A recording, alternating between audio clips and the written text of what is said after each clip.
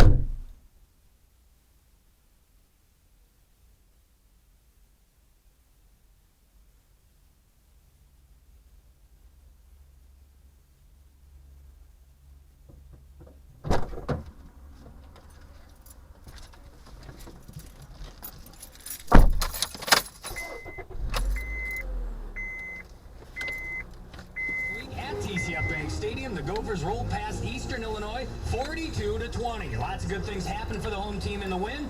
But what do we know about the Gophers now as we head into week number 2? That's what we hope to find out today as the Gophers return to their home field to host the Blue Raiders of Middle Tennessee State. Welcome to the West Plaza at TCF Bank Stadium.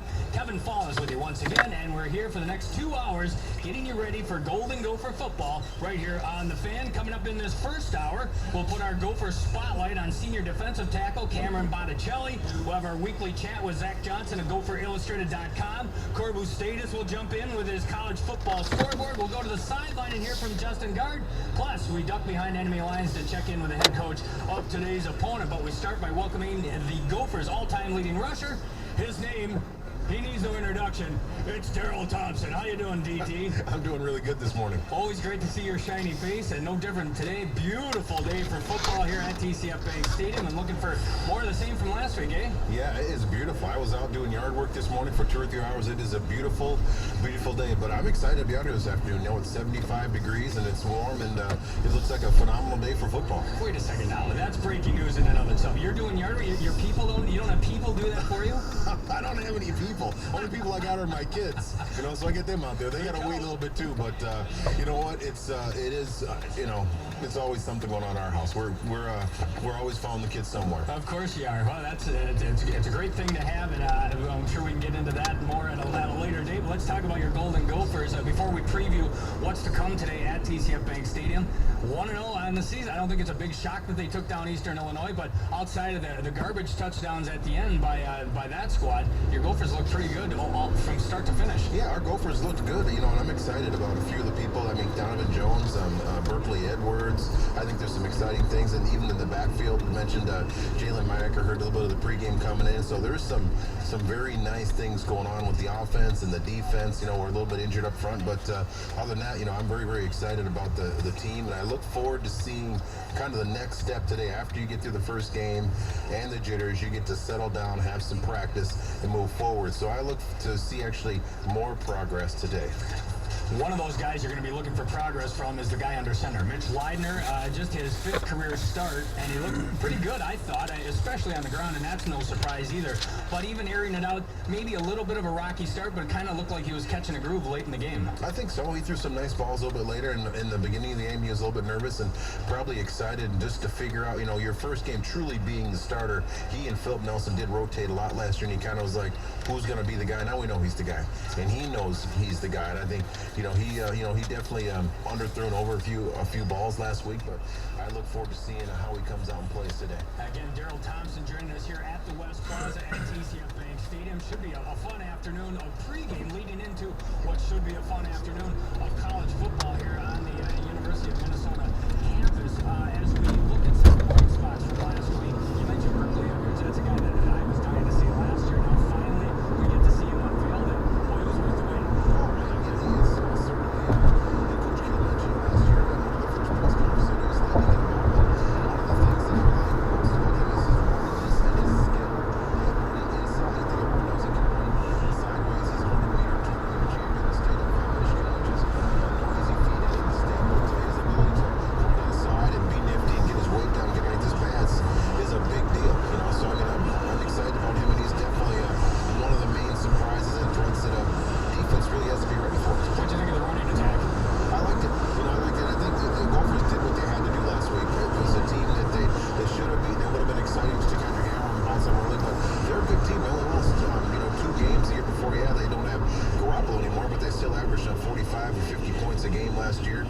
majority of their team was back. They played a funky, difficult to move the ball against defense, and they were ready and hot and kind of they were ready to go last week. So they made it not easy. And of course, Cobb is going to be the featured back. Did you like how they used Cobb along with the other guys, whether it be Nugget, whether it be Donald Kirkwood, all the other stuff? Did you like the way that Jerry Kill and the staff were utilizing those guys? I liked it a lot, actually. I think that, we'll see more of it as they get comfortable. I like the way they use Roderick Williams. I think Donald Kirkwood still got a little bit of a role. And then you keep sprinkling in more and more Berkeley Edwards. If he can get his touches, probably almost twice as many touches as probably during the season and regular season, what you like to see if he can get 8 to 10 touches per game. That's actually ideal. I don't need him stroking up in there all the time. Plus, I still have Cobb. You still got Kirkwood. You still got Williams. So, I mean, there's a lot of different options back there. I think there's a little bit more, get Woodpersky back, and I think, Donovan Jones and Isaac Frickney. There's some good things cooking on offense. Some nice weapons there on the offensive side of the ball. We'll get into the defensive side when we bring in Zach Johnson of GopherIllustrated.com. Let's look at today's opponent. You said Eastern Illinois, despite the fact that they have their quarterback from last year, looked pretty good, a pretty decent team, and the Gophers were able to roll against them. Now you got a Middle Tennessee State team coming in here, and again, Gopher fans probably don't know a lot about that team, but if you look at the box score from last week, they rolled over Savannah State, and they came away with 61 points on the scoreboard. Apparently somewhat explosive. They're explosive. And Coach Kill said it this week in the press conference, and you were there. He said confidence is important, and they're going to come in here confident. They scored 61 points. Yeah, it was against Savannah State, a team that probably isn't going to be lighting up the rankings this year, but they are a confident team that's excited, and they had a pretty darn good year last year, so they're going to feel good about themselves. We're going to have to bulk it up and play well this afternoon. Important for this team to have a good record coming out of the non-conference schedule, no different than any other year. But how about this year when you look at the schedule once you get out of the non-conference? How important is it in your mind, Daryl Thompson? I'll put you on the spot. Do you see this team coming close to those 8 wins they had last year? I think it's very, very challenging. I've been saying that since I started looking at it about a year ago, that it would be difficult. If they got to 8 wins this year, it would be a significant improvement over last year's team when you play Michigan at Michigan, play Ohio State here, and then play Nebraska at Nebraska, which I contend is one of the most difficult places to play in the country. Wisconsin difficult, but it's nothing like Nebraska at Nebraska. It's miles and miles of red. But would 6 wins this year be comparable to 8 wins last year? I'd say probably 7 would be comparable. I'd actually be fairly content with 7 wins because there's going to have to be a surprise in there somewhere. Okay, very good. And Daryl, we look forward to hearing you on the broadcast, and of course we got you in the next hour as well as we get our world famous prediction segment. Everyone went 3-0 last week, so you're on top of the mountain with everybody, though. I feel good then. All right, Daryl, enjoy. Say hi to Mike Grimm for us, will you? Will do. All right, that's Daryl Thompson down here on the West Plaza. Corbu Status is here as well. Busy afternoon, of course, of Week 2 college football, so let's take a look at the scoreboard. Corbu, what you got? Well, let's start in the Big Ten, Kevin. Everything at the half, and a few surprises brewing. Western Kentucky up over Illinois in Champaign, 17-14 at the half, scoring 14 points in the second quarter to take the lead over the Fighting Illini. Nebraska playing a close one with McNeese State in Lincoln. Nebraska 21-14 at the half. Penn State with a 7-0 lead at home against Akron as they make their home debut this season. And meanwhile, West Lafayette, Indiana, Purdue struggling against Central Michigan, trailing 21-7. That game also at the half. How about Rutgers? Picked to finish in the bottom of the division in the East. They're on the verge of going 2-0. They have a 31-7 lead over Howard at High Point Solution Stadium in New Jersey. That game also at the half. Wisconsin continuing to struggle. It was a tough loss last week against LSU, only leading 9-3 over Western Illinois at Camp Randall Stadium. That game at the half. Of course, the big game coming up this evening, I should say, for the Big Ten, when Michigan State travels to take on Oregon. That game will kick off at 5:30 p.m. at Autzen Stadium in Eugene, Oregon. That game, probably the hope of the Big Ten in terms of getting into the postseason, might rest on that game alone. Let's take a look at the rest of the top 25. Oklahoma steamrolling Tulsa right now, 31-0, 50 seconds left in the second in that one. Iowa State loses last week to NDSU, so they follow that up by pounding right now, 28-13, number 20 Kansas State with 44 seconds left in the second quarter in that one. Try and make sense of that one, if you will. Alabama pounding Florida Atlantic 31-0. That that game also at the half. Missouri at Toledo leading 28-7 with 3:26 left in the second quarter in that one. And also Clemson leading South Carolina State 27-0. Kevin, that's your scoreboard. Very good. Corbo, thank you. I'm sure we'll hear you again. Man, we might squeeze you in here one more time during this hour, and of course we'll get you in the next segment, or the next hour, as we get our power rankings, which is always a lot of fun. Corbo, thank you. As long as Corey is cooking, I'm going to stick around. I guarantee it. Yeah, we know that. That's Corbo Status. Again, he's your halftime host and post-game host here for Golden Gopher football. We're going to scramble off to break right now, but when we continue, we're going to put our Gopher spotlight on Cameron Botticelli. Boy, what a great story he is, and he's got a fun little feature coming up here after the break. Don't go anywhere. We're live from the West Plaza here at TCF Bank Stadium. You're listening to Golden Gopher football on the Fan. This is Gopher football on the Fan. Today's fan forecast. It's an excellent day for football out there.